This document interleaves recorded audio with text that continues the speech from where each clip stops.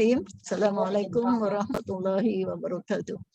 Alhamdulillah wassalatu wassalamu ala Rasulillah wa ala alihi wa man tabi'ahu wa man wala. Semua duyufur rahman tetamu Allah yang sentiasa dalam rahmat Allah, ridha Allah dan juga keampunan Allah Subhanahu wa taala. Alhamdulillah kita syukur kerana kita dapat menyempurnakan Ramadan yang penuh barakah selama sebulan. Dan kita dapat menyempurnakan sunat-sunat Syawal, insya-Allah. Kalau belum habis, insya-Allah akan dihabiskan sebelum hari Isnin, insya-Allah. Dan dengan kemeriahan 2 tahun sudah berlalu kerana masalah COVID dan sebagainya. Maka tahun ini Allah memberikan rahmat sebanyak-banyaknya. Maknanya kunjungan Aidul Fitri yang tak habis-habis. Walaupun tinggal beberapa hari sahaja lagi. Alhamdulillah. Cuma antara kita insya-Allah tautan kasih sayang tetap ada walaupun kita tak jumpa. Macam tu kan ya Linda dan juga yang lain-lain yang hari ini masing-masing sibuk dengan majlis tengah hari. Majlis hari raya. Tak apalah, itu semua satu keberkatan yang telah ditentukan oleh Allah Subhanahu wa taala. Okey, baiklah. Kita buka dengan istighfar dulu. Astaghfirullahalazim allazi la ilaha illa wal hayyul qayyum wa atubu ilaih. Astaghfirullahalazim allazi la ilaha illa والحي القيوم واتوب إليه أستغفر الله العظيم الذي لا إله إلا والحي القيوم واتوب إليه اللهم صل صلاة كاملة وسلم سلاما تاما على سيدنا محمد الذي تنحل به العقد وتنفرج به الكرب وتقضى به الحوائج وتنال به الرغائب وحسن الخواتم ويستسقى الغمام بوجهه الكريم وعلى آله وصحبه في كل لمحة ونفس بعدد كل معلوم لك يا الله. الفاتحة. أعوذ بالله من الشيطان الرجيم. بسم الله الرحمن الرحيم. الحمد لله رب العالمين الرحمن الرحيم مالك يوم الدين إياك نعبد وإياك نستعين اهدنا الصراط المستقيم صراط الذين أنعمت عليهم غير المغضوب عليهم ولا الضالين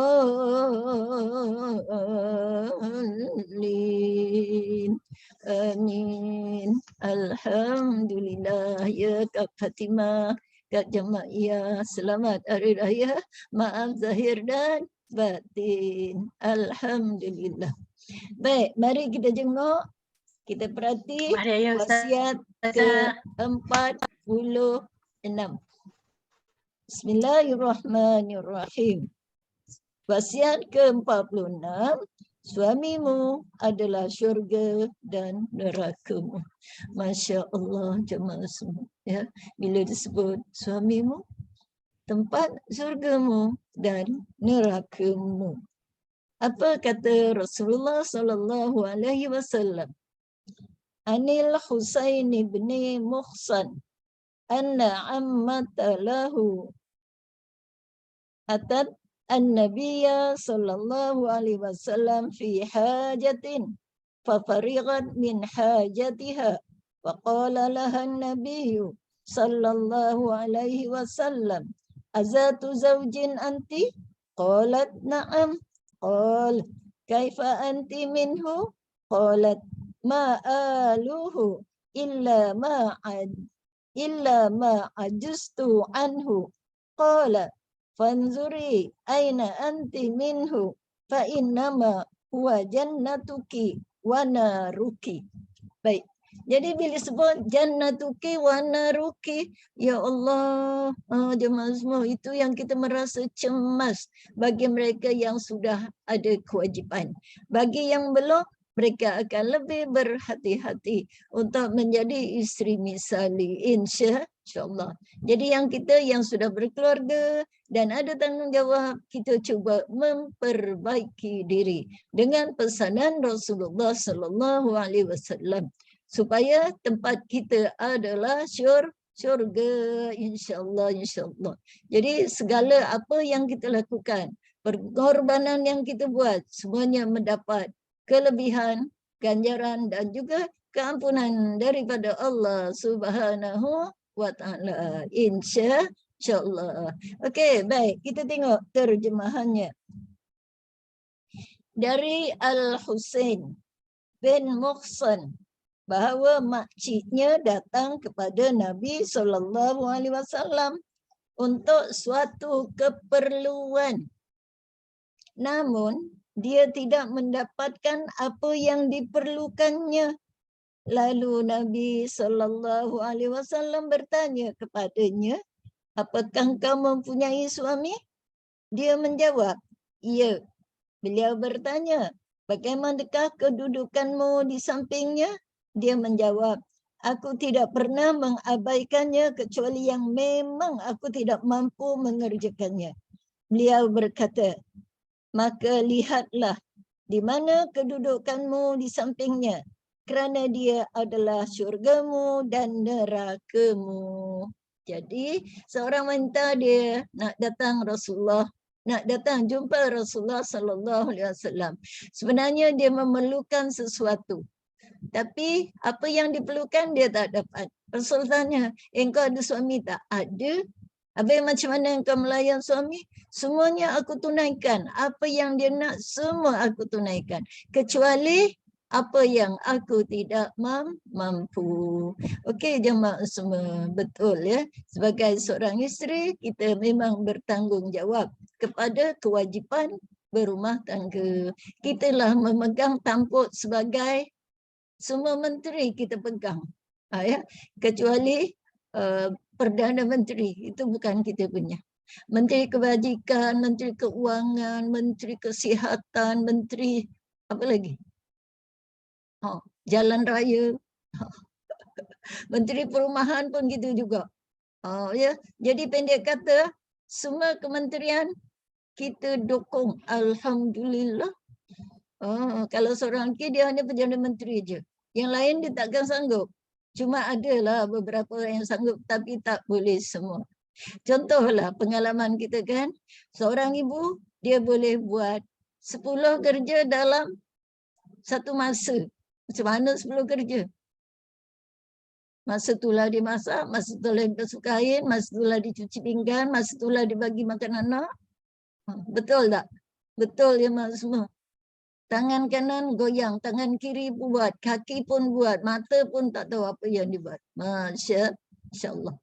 Kalau seorang lelaki suami dia boleh buat, dia cuma boleh buat satu je dalam satu masa.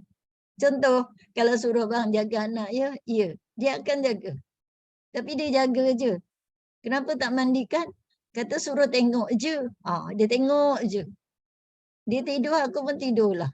Tapi kalau seorang isteri, Masya Allah, anaknya tidur, maka seorang ibu, seorang isteri tak tahu apa benda yang dibuat. Sampai 10 perkara boleh siap. Betul tak? Betul. Ini yang wanita ni kata, semua aku tunaikan. Kecuali apa yang aku tidak mampu. Baik, kita ikut. Ya, jadi dengan sebab itu, kita sebagai seorang ibu, seorang isteri, atau belum akan menghadapinya, insya-Allah. Sebab itu perkahwinan bukannya sesuatu yang mudah. Lain yang kita impikan, lain yang jadinya. Betul tak? Betul. Sebenarnya itu semua adalah qada yang telah ditentukan oleh Allah Subhanahu wa taala. Ada senang, ada sukar. Ada nangis, ada ketawa. Ya, ada kaya, ada miskin. Itu lumrah untuk menguji Siapakah di antara kita yang lebih berjaya di akhirat nanti, insya-Allah. Okey, kita tengok cerita selanjutnya. Baik.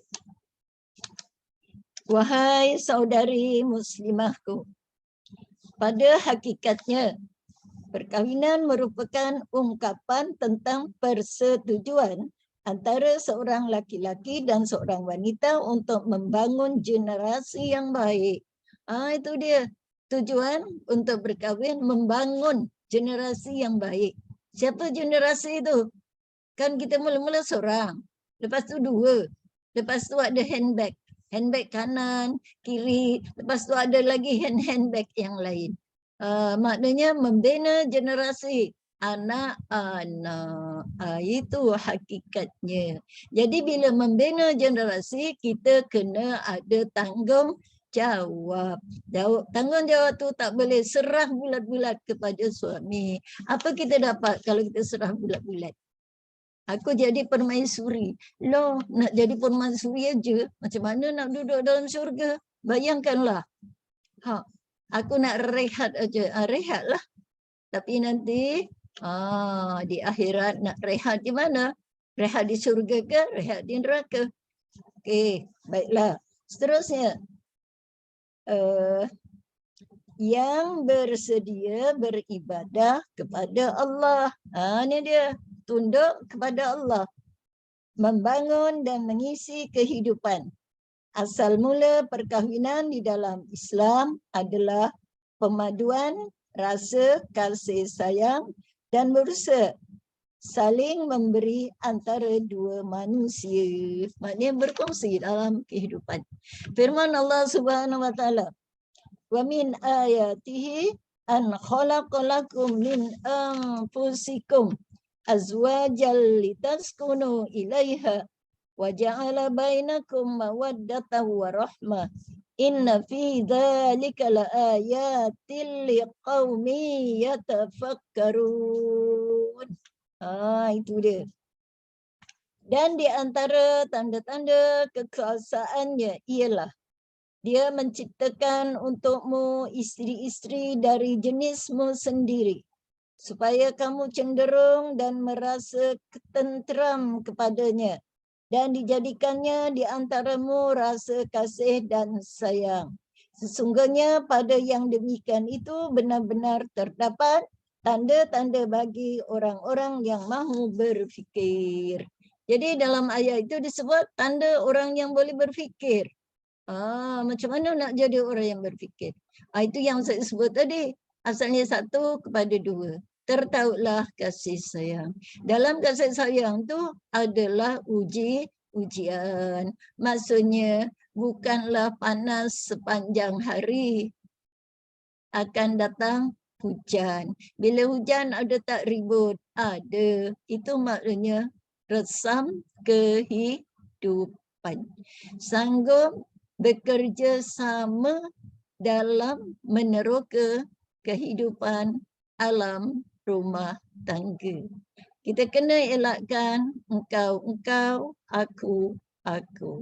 Jadi rasanya yang ada ni Linda, kat jemaah ada pengalaman.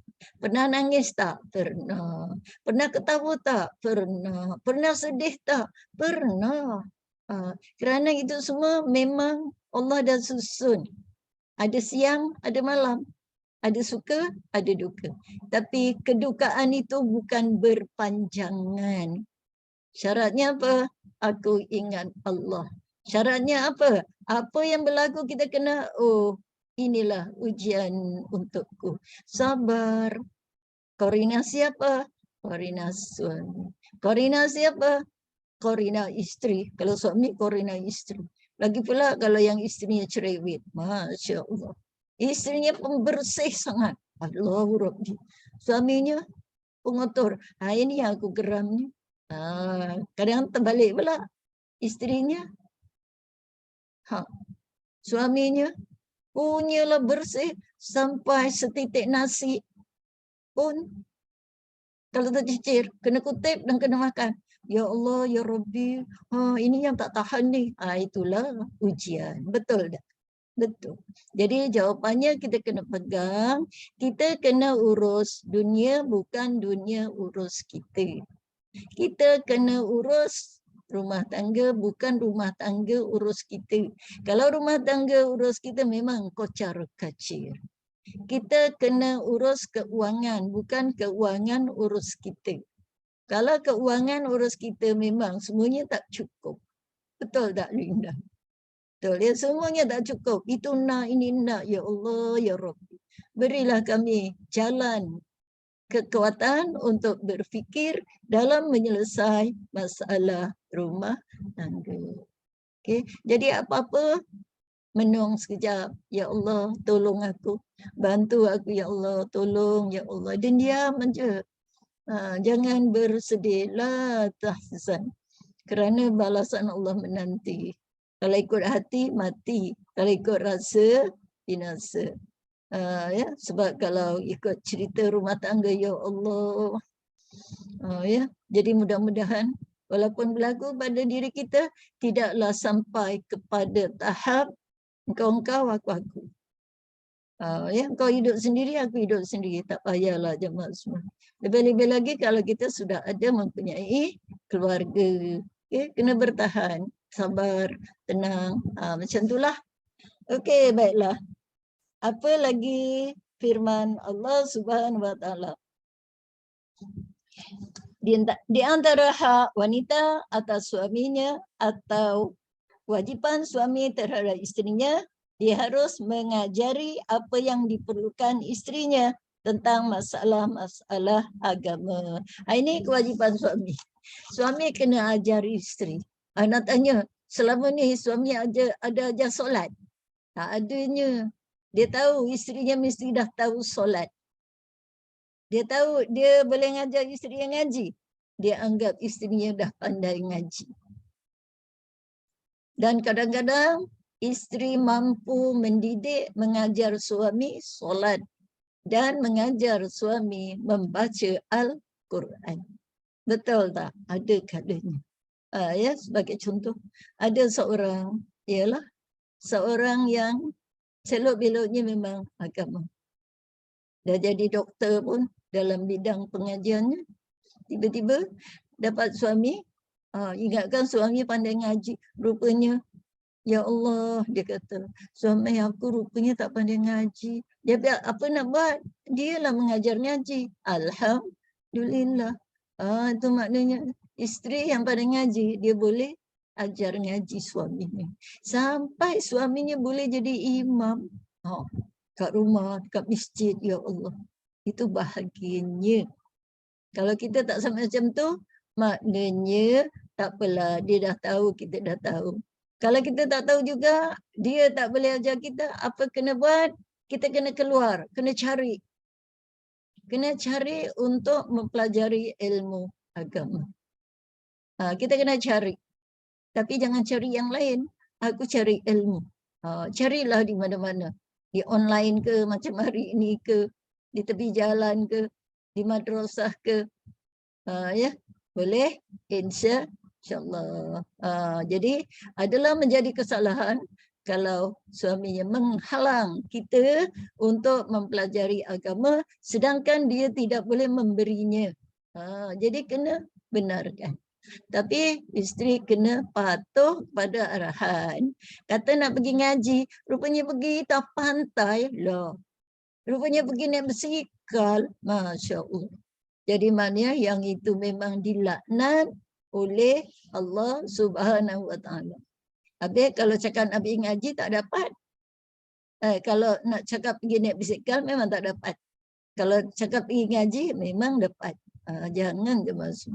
Itu yang dinamakan tempatmu adalah neraka. Sebab itu dikatakan suami tempatnya adalah syurga dan neraka.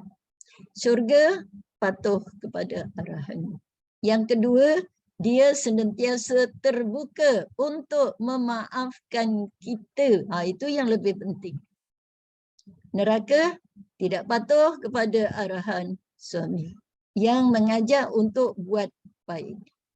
Yang kedua, curang kepada suami. Tunggulah tu. Na'udzubillah. Supaya kita tidak termasuk dalam golongan-golongan ini. Ya. Baik, kita teruskan. Firman Allah Subhanahu wa taala lagi. Ya ayyuhallazina amanu qu anfusakum wa ahlikum nara waquduhan nas wal hijarah 'alaiha malaikatun ghilazun shidadul la ya'sunallaha ma amarahum wa yaf'aluna ma tu'marun. Apa kata Allah? Wahai orang-orang yang beriman, peliharalah dirimu, keluargamu dari api neraka yang bahan bakarannya adalah manusia dan batu. Masya Allah. Penjaganya adalah malaikat yang kasar. Kalau kasar menunjukkan apa? Main balon aja. Ya, tak adanya rasa kasih sayang. Lepas tu pula keras, tidak menderhakai Allah terhadap apa yang diperintahkannya. Kepada mereka selalu mengerjakan apa yang diperintahkan. Firman Allah kena ingat. Apa ingatan Allah? Ku anfusakum. Selamatkan dirimu dulu. Daripada apa? Bakaran api neraka. Artinya kita sebagai seorang wanita wajib mengisi diri dengan keperluan-keperluan agama. Apa keperluan agama? Ilmu, tauhidnya, akidah. Bagaimana kita dengan Allah? Mengakui tak dengan Allah? Bagaimana kita dengan qada Allah? Yang itu kena tengok dalam bab rukun iman. Percaya tak dengan Allah? Okay. Percaya tak dengan malaikat? Percaya tak dengan kitab?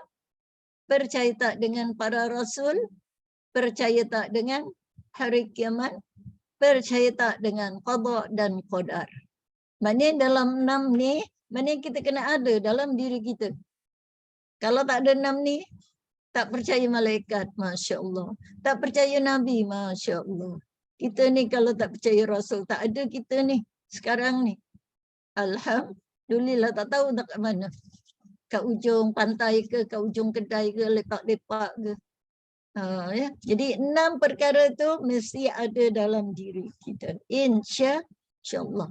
Kemudian dalam bab yang 6, meyakini tentang qada dan qadar.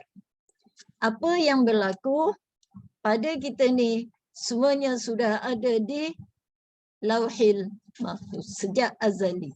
Sebelum kita ada dekat bumi 500 tahun, benda itu sudah ada tersurat dan tersirat di azali lagi.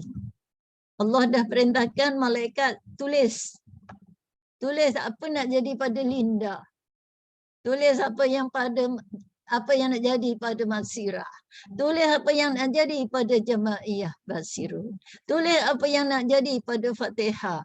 Tulis apa yang nak jadi pada Harisun. Dan juga yang lain-lain. Masya Allah. Jemaah semua. Itu maknanya qada dan qadar. Kita kena yakin. Apa yang berlaku semuanya sudah ditakdirkan. Cuma kita kena ingat.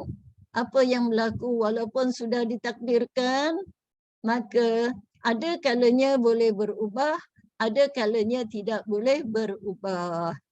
Yang tak boleh berubah tu qada mubram. Mubram ni maknanya yang dah tetap.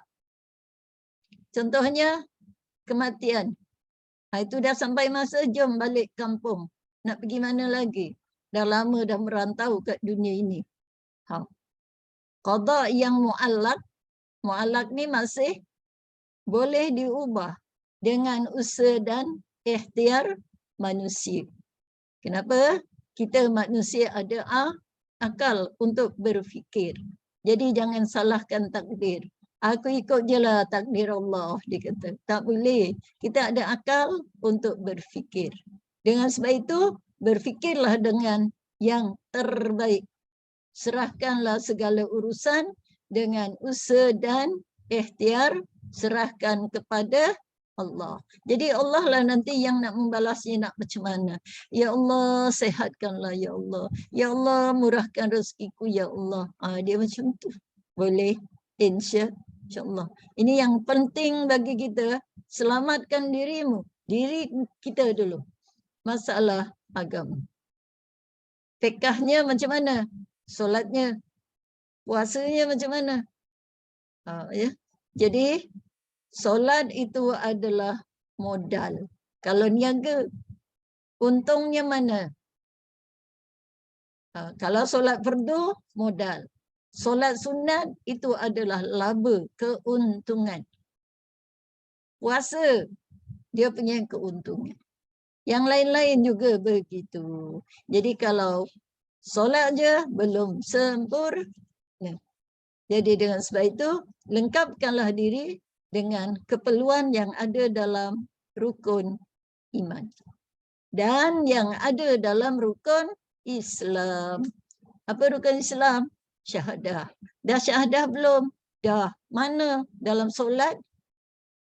Dalam solat 5 kali sehari kan? Kita sebut. Jadi itulah keberuntungan orang yang solat sehari semalam 5 waktu. Bukan 5 waktu saja. Lebih daripada itu. Sampai 30 kali dia solat. Solat apa dah?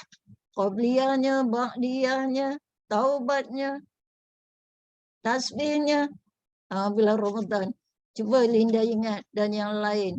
Ramadan tadi berapa kali solat tasbih? Lebih daripada 2 kali. Betul tak? Betul. Itu menunjukkan, ya Allah, aku takut, ya Allah. Aku takut dengan azabmu. Aku tak nak jadi isteri yang masuk dalam api neraka. Okeylah jemaah semua. Jadi, kalau kita dah selamatkan diri, kena jaga hubungan dengan manusia macam mana? Dengan semua orang kita benci. Na'udzubillah. Nanti kalau mati kan, balik kampung sendiri. Jalan sendiri ke kubur. Mandi sendiri. Kita kena ingat kita hidup tak boleh bersendirian. Kena ada orang, kena ada teman. Baik, temannya siapa? Orang-orang yang beriman, orang yang baik-baik. InsyaAllah. Lepas tu, bila kita dah selamatkan diri, baru kita selamatkan orang lain. Siapa orang lain? Keluarga kita, generasi kita, anak-anak kita, suami kita, abang kakak kita, adik beradik kita, mak ayah kita. Tapi mampukah kita, mampukah kita untuk mendidik mereka? Kadang-kadang ilmu mereka lebih tinggi daripada kita. Kita tak berani. Cuma apa nak buat? Cuma mereka tak beramal saja. Kita doakan saja. Contoh, ada pangkat, ada darjat, tapi jauh dengan Allah. Solatnya entah ke mana. Apa kita nak kata? Kita nak bagi dia nasihat. Kau ni dah tua, bila lagi nak solat? Solat tu individu tau, kau jangan nak tegur aku. Kalau macam tu, sedih kan? Kita doakan saja. Apa doanya? Ya Allah, jadikan kami, ya Allah, keluarga kami, ya Allah, orang yang tetap mendirikan solat. InsyaAllah. Jadi kita sebagai wanita, sebagai isteri, sebagai ibu, kena jadi model untuk semuanya. Pelan-pelan. InsyaAllah. Dengan sebab itu disebut, apa dia? Bakaran api neraka. Ya Allah, malaikat yang garang. Kalau kita baca buku tentang malaikat, tentang neraka, ya Allah.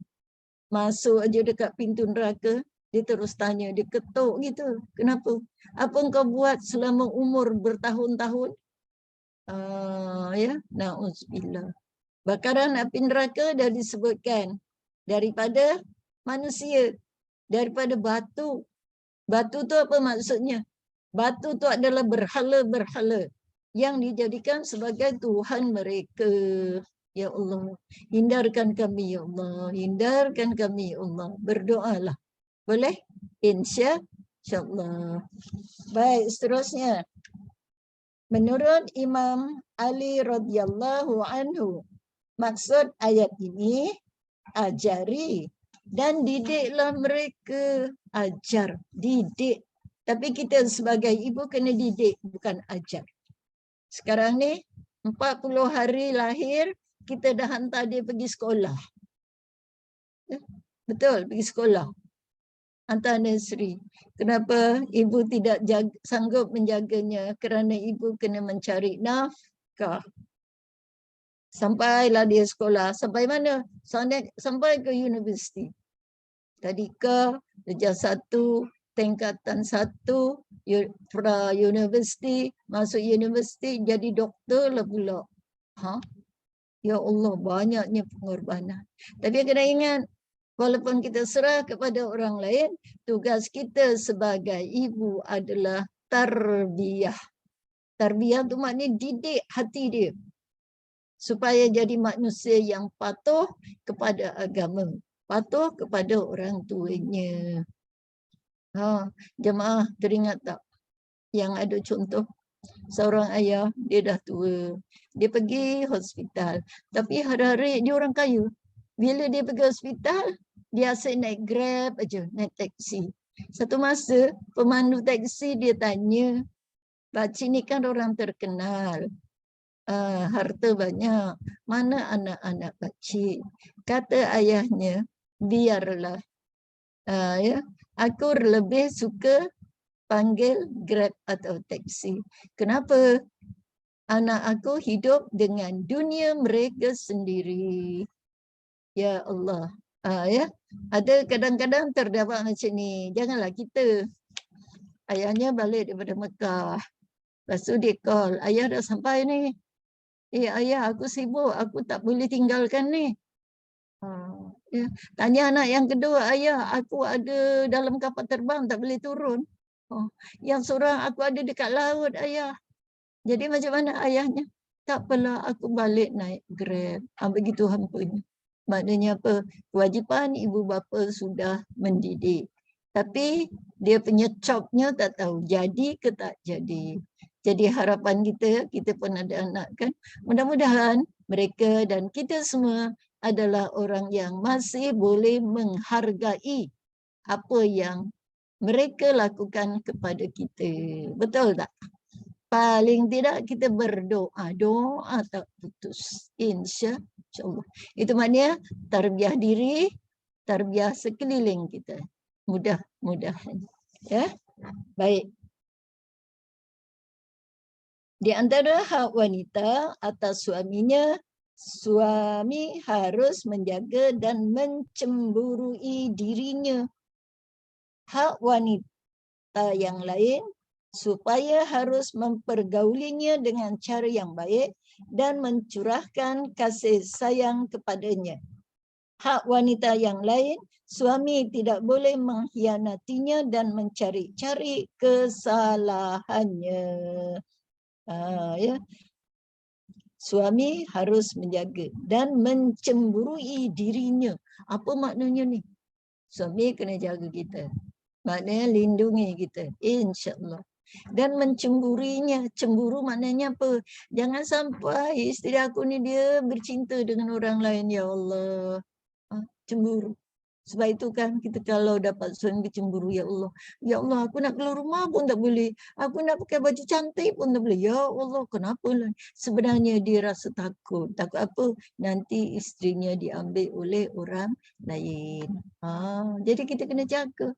Kita pula rasa best bila ramai orang suka kat kita. Bestnya walaupun aku ada suami, tapi semua orang dia minat dekat aku. Na'udzubillah. Tempatnya kat mana? Itulah dia, neraka jahanam. Sebab kita lebih suka dicintai oleh orang lain daripada suami. Alah, dia dah jadi suami aku, tak apa, dia kata. Aku lebih suka orang lain banyak suka dekat aku. Seolah-olah aku ni hebat. Dia kata, ya Allah, jangan jemaah semua. Kita lebih baik orang lain tidak mencintai. Memang orang lain tidak mencintai.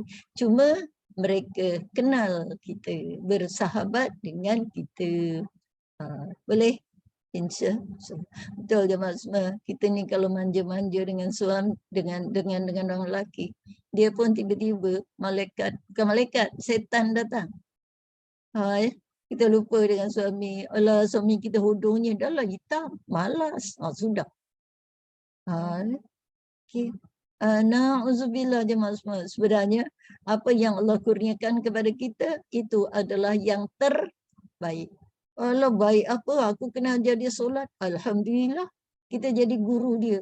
Nanti di akhirat banyaknya pahala jemaah semua. Okay. Sabar. Syukur kepada Allah. Baik.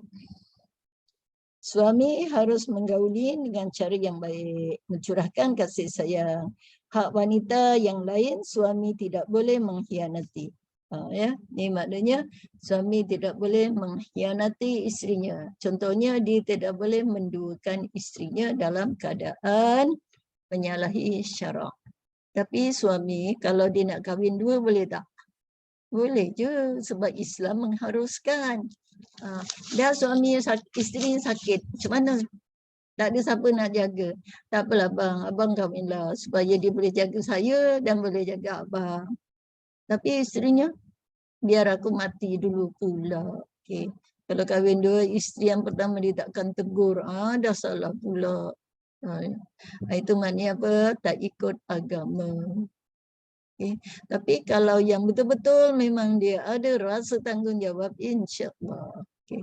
Mungkin jemaah kata Ustazah bolehlah cakap, iyalah kita boleh cakap mengikut agama, bukan mengikut hawa nafsu.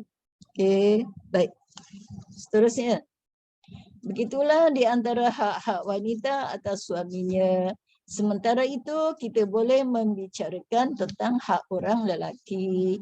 Berkaitan dengan masalah ini, Rasulullah SAW berkata kepada wanita, lihatlah di mana kedudukanmu di sampingnya, kerana dia adalah syurgamu dan nerakamu. Berarti suami merupakan sebab yang boleh memasukkan dirimu ke dalam syurga. Suami yang menjadi penyebab kita boleh masuk syurga. Contoh, kalau kita keluar rumah, dia tidak benarkan kita keluar juga, maka kita dalam kemurkaan Allah. Aku pula bekerja. Jadi kena tahu kan, bila kita bekerja, dia tahu tak kita kerja? Dia tahu. Kalau dia tahu kita kerja, dia tak boleh marah. Dia tak, hari ini tak boleh keluar. Mulai hari ini, kau tak boleh keluar. Boleh, aku tak boleh keluar, tak apa. Tapi bagaimana dengan nafkah? Kita boleh bertikap begitu. Jadi maknanya dia dah tahu siapa kita. Jadi sebelum berkahwin dengan kita, dia dah tahu kita bukan orang duduk rumah. Kenapa kadang-kadang mereka tak bagi kita keluar? Sebab dia takut kita membelakanginya. Ramai ya orang-orang perempuan isteri. Ya, dia di depan suami lain, di belakang dia lain. Dia cari jalan lain. Sebab ramai peminat. Na'udzubillah. Baik. Jadi, berarti suami merupakan sebab yang boleh memasukkan dirimu ke syurga, iaitu selagi engkau melaksanakan haknya atas dirimu. Maknanya penyebab. Kalau dia menyempurnakan hak dia kepada kita, kalau kita tak ikut, maka itu menjadi penyebab. Contohnya, dia dah beri nafkah, dia dah bagi tempat tinggal, dia kata dah bagi semuanya, nak apa lagi? Dia nak keluar juga. Bukan maknanya keluar sewenang-wenang. Kalau keluar ada tujuan, insya-Allah dibenarkan. Ini keluar kerana khianat. Itu dia. Seolah-olah yang diberi itu tak cukup. Manusia ni kalau tak bersyukur, banyak mana pun tak cukup juga. Alah, abang bagi sikit sangat. Loh, tak syukur lagi. Jadi hidup kita ni nak apa jemaah semua? Baiklah. Teruskan ya. Selagi engkau melaksanakan haknya atas dirimu, namun selagi engkau meremehkan hak-hak tersebut dan tidak mengetahuinya, maka suami boleh menyebabkan dirimu masuk neraka. Okey, jemaah semua. Maknanya dia dah menyediakan keperluan. Tapi kita tak redha. Ya. Dia dah menyediakan makanan, tapi kita tak masak. Macam mana? Masak tugas suami. Kata nak masuk syurga tak pernah masak, macam mana? Lah. Jadi suami pun asyik aku je masak. Yelah itu tugas abang dia gitu. Lah. Kebetulan suami memang tukang masak. Jadi pun relax. Tak apa, abang tukang masak. Aku tak pandai masak. Dia nak melepaskan diri. Tak boleh juga. Mana kena ada kerja sama. Okay. Ada kan orang macam tu? InsyaAllah bukan kita. Mudah-mudahan. Di antara kewajipanmu, kita hendaklah engkau berusaha bagaimana memuaskan suami dan menyusupkan kegembiraan ke dalam hatinya. Jangan sampai ia mendengar darimu kecuali ucapan yang baik-baik. Jangan sampai dia mencium darimu kecuali bau harum. Agar rumahmu menjadi tenang dan nikmat sendi-sendinya. Jadi maknanya lakukanlah dengan kebaikan. Ini yang selalu berlaku kepada kita kan. Kenapa? Keadaan sekeliling dengan korina anak-anak kita. Kadang-kadang kita tak sabar. Menjadikan macam-macam je maksud. Dengan sebab itu kita kena banyak berfikir. Lagi pula kalau kita ada kerjaya. Kena keluar rumah. Kena jaga anak.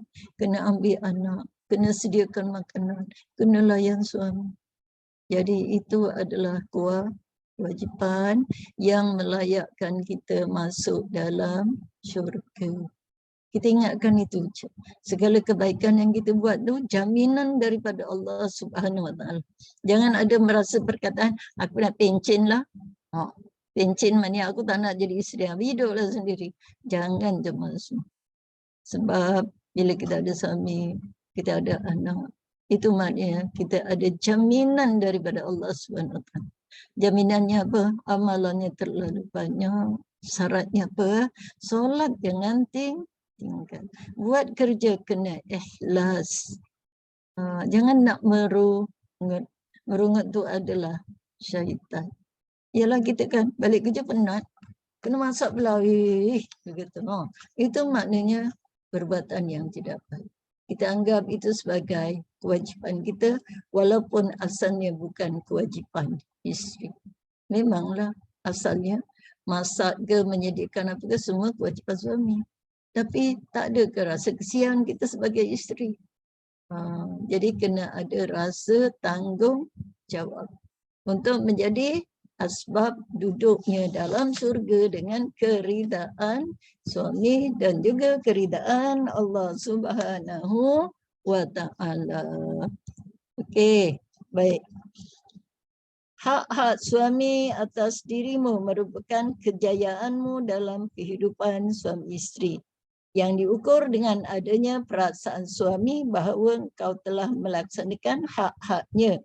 Seberapa ketinggian darjatmu dan seberapa jauh kecintaanmu di sisinya. Di antara hak suami terhadap dirimu, engkau harus menjaga dirinya dalam kaitannya dengan agama, kehormatan dan perasaannya. Jadi maknanya kita kena jaga hak suami dalam soal agamanya. Maknanya apa? Bagaimana dia taat dengan Allah? Kalau dia dengan taat dengan Allah, nescaya dia akan taat kepada perintah Allah, Rasul dan juga menunaikan kewajipan terhadap isterinya. Baik. Haknya yang lain atas dirimu, engkau tidak boleh keluar rumahnya tanpa izinnya. Hanya yang lain atas dirimu. Engkau tidak boleh mengizinkan seseorang pun berada dalam rumahnya kecuali dengan izinnya. Haknya yang lain, engkau harus menjaga hartanya dan engkau tidak boleh membelanjakannya sekendakmu sendiri. Macam mana betul? Kita kat rumah, ada orang datang. Macam mana boleh masuk ke tak? Kena kita tengoklah Allah yang datang tu pakcik kita. Assalamualaikum. Maaf cik, abang tak ada kat rumah, abang balik. Ya Allah. Seumur hidup nanti dia takkan datang rumah kita. Betul tak? Betul. Jadi tengok siapa suami kita. Kalau suami kita orang yang faham agama, Kalau kita tak cakap pun dia akan reda. Balik je, bang tadi pakcik datang. Oh apa khabar, lama tak jumpa. Tapi kalau dia kata, siapa suruh dia datang? Kenapa buka pintunya? Alamak jamaah semua, cuba minta ampun dekat Allah. Kerana tidak ada kebenaran. Suami yang macam ni maknanya dia tidak peka dengan hubungan sesama manusia. Lainlah kalau yang datang tu boyfriend kita dulu. Bang si Ahmad tu kan dia datang, dia rindu dengan aku, habislah jemaah. Okay, tengok keadaannya. Kita bukan hidup di zaman Rasulullah. Kalau zaman Rasulullah macam kisah siapa tu? Yang Fatimah tu kan, dia pergi ke rumah seorang wanita. Tak ingat namanya. Ya, Fatimah datang rumah dia kan. Lepas tu, Assalamualaikum warahmatullahi wabarakatuh. Dia tak tahu tu Fatimah. Dia tahu. Fatimah minta maaf ya. Engkau datang, aku belum minta izin pada suamiku. Fatimah pun balik. Dia pun bagi tahu suaminya, Fatimah datang. Dah, itu kan puteri Rasulullah. Kenapa tak jemput? Esok Fatimah datang. Dia datang berapa orang? 2 orang. Dia bawa anaknya pula. Ya Fatimah jemput masuk. Tapi anak engkau aku tak minta izin. Itu zaman itu. Tapi sekarang tak ada zaman itu jemaah semua. Okey. Jadi apa nak buat? Kita kena lihat siapa yang datang. Patutkah kita benarkan masuk atau tidak? Kalau yang datang tu nak baiki paip bocor macam mana? Kau tak boleh masuk. Suami aku tak ada. Habis paip tu macam mana? Biarlah dia bocor. Tak. Kita beritahu. Nanti kalau ada orang nak baiki paip bocor, boleh tak? Ya. Jadi maknanya kita lebih berhati-hati, jangan sampai menjadi fitnah huru hara dalam rumah tangga. Boleh? InsyaAllah.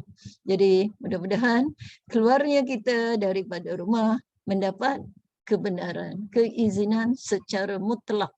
Bukanlah hari-hari nak bagi tahu. Tanya Linda, tanya Jebayah. Hari-hari nak bagi tahu bang, esok pukul 8 aku nak kerja tahu kat Sirin. Esok hari-hari, bang, hari ni nak kerja juga pukul 8. Hari ni aku asal pergi pukul 6.30. Tak, nak bersihkan dewan, nak sambut hari raya. Hari-hari. Lah, kalau kita bagi tahu hari-hari, alah, asal itu je, tak payahlah bagi tahu. Maknanya dia kena faham. Bila dia faham, itulah dia. Sebab itu, kalau di rumah pakai baju lain, kerja baju lain, satu masa di rumah kita pakai baju cantik, dia akan tanya, nak ke mana tu? Dia tanya, nak ke mana tu lawa? Tak ada ke mana bang, kat rumah je. Tengok. Kalau dah hari-hari tu memang dia tahulah. Boleh jemaah semua. Jadi kita jaga hak yang ini. Paling tidak beritahu. Kalau benda yang luar, yes. Mungkin ada jemaah lah. Isteri, bila dia kerja, pukul 10 dia call, pukul 12 dia call, pukul 4 dia call. Saya call aja, ya Allah. Saya tak ada je mas. Saya tak ada ikut call-call tu. Saya pergi bagi tahu ke mana. Baliknya pukul berapa tak tahu. Okay? Yang penting kita balik rumah. Tu je. Tapi kalau lambat, kena beritahu. Boleh, jemaah semua. Kita jaga hak yang ini supaya hidup kita dalam keridaan dan juga keampunan Allah Subhanahu wa Ta'ala. InsyaAllah. Dah dekat pukul 2 ya. Tak perasan. Baik. Kemudian, jaga hartanya. Suami ada harta tak? Ada. Paling tidak pakainya. Maksudnya, harta itu jangan dihabiskan. Harta tu untuk semua orang. Kadang-kadang seorang suami, dia banyak harta tapi bukan untuk dia diri pun. Ya Allah, pakaiannya yang itulah juga. Kalau isterinya, ya Allah, mau jual lah kepi 2 tahun. Tak tukar beg tangan, tak tukar kasut.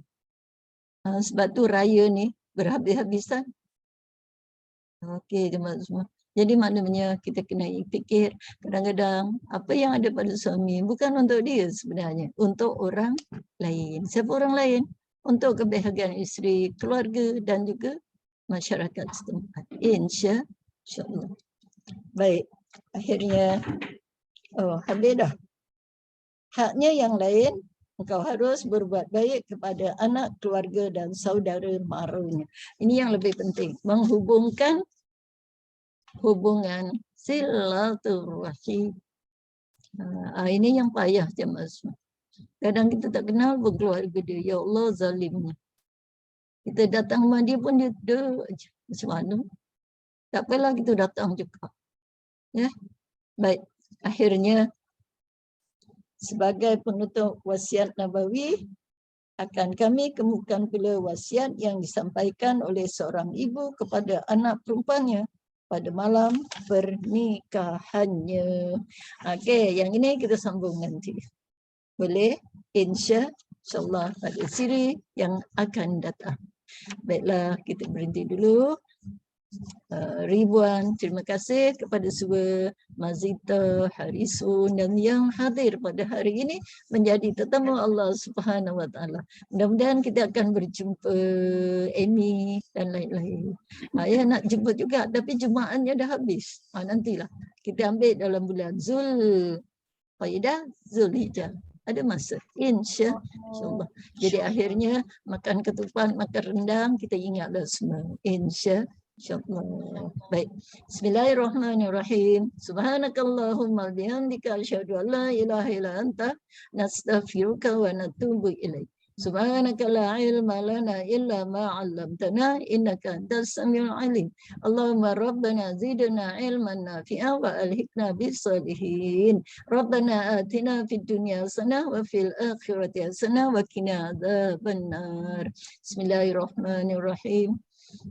Wal asri innal insana lafi khusrin illa alladzina amanu wa 'amilus solihat wa tawasaw bil haqq wa tawasaw bis sabr. Sallallahu ala sayyidina Muhammad wa ala alihi wa sahbihi wa barik wa sallim walhamdulillahi rabbil alamin. Taqabbalallahu minkum minal aizin wal faizin. Maaf zahir batin. Okey, jumpa lagi sayang semua. Terima kasih Ustazah. Ya, Ustazah. sama-sama Kak Usai. Jumpa lagi. Assalamualaikum Ustazah. Waalaikumsalam sayang semua. Nanti kita jumpa, bawalah oleh-oleh seorang sikit. InsyaAllah. InsyaAllah. Ya? Bila tu Baik. Ustazah, bila tu? Ha? Bila tu? Nantilah kita jadual. InsyaAllah kita lambai-lambai. Mudah-mudahan ada masa. Ya? Baik. Jom rehat. Lepas ni saya ada program. InsyaAllah Ada Ustazah. tiga raya. Oh, 3 raya. InsyaAllah. Okey Ustazah. Baik. Assalamualaikum warahmatullahi Waalaikumsalam.